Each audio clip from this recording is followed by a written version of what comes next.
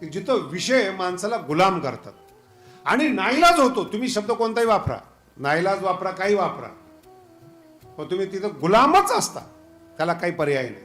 याच्याकरता महत्वाचा दृष्टांत दिला तुम्हाला मी, युधिष्ठिराचा. जुगार खेळत असताना भारताच्या राजाला कळत नाही मती ही आगामी नियंत्रित झाली नाही आणि धृतराष्ट्राच्या बुद्धीनं धृतराष्ट्राला वनवासी केलं. समोरचा कितीही सांगू द्या, कितीही बोलू द्या, या असं आहे तसं आहे. बरेचसे पैलवान माणसं, शरीर सौष्ठव्य करणारी माणसं करोनाच्या काळामध्ये बेडर फिरले. ते आता कुठे फिरतात कुणालाच माहित नाही. ते अनुभव घेऊन पहा. जे घाबरले ते ज्ञानेश्वरीला आले, हरिपाठाला आले. हरिपाठी स्थिरावाला घाबर विषय आहेत. जर शासन सांगतं आपल्याला, माझं मी काही बाजू घेऊन बोलतो असं नाही, रोग हा रोग आहे, एक्सक्यूज चालत नाही तिथं. मी मोठा आहे चालत नाही.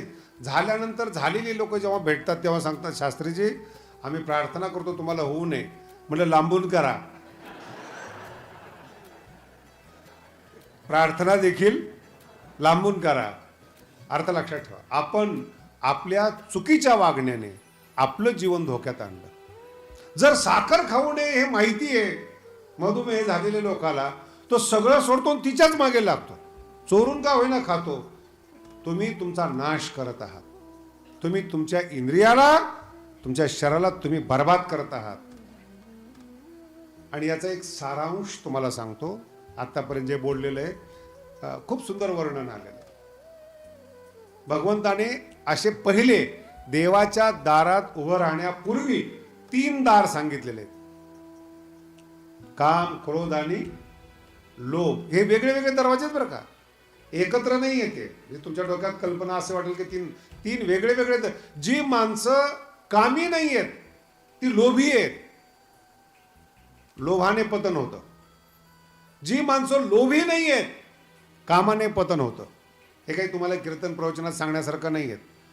आणि जे दोन्ही नाही आहेत, कामी पण नाही आहेत लोभी पण नाही आहेत, नुसतं तोंडाने व्हायला जातात. ते क्रोधी म्हणतो आपण त्याला. कधी नीट बोललोच नाही, क्रोध. आणि भगवंतानी वर्णन इतकं सुंदर केलेलं आहे. देवाच्या दारात उभं राहण्यापूर्वीचे दार, त्याच्यावर आपला विषय आहे. इतकं सुंदर वर्णन केलेलं आहे.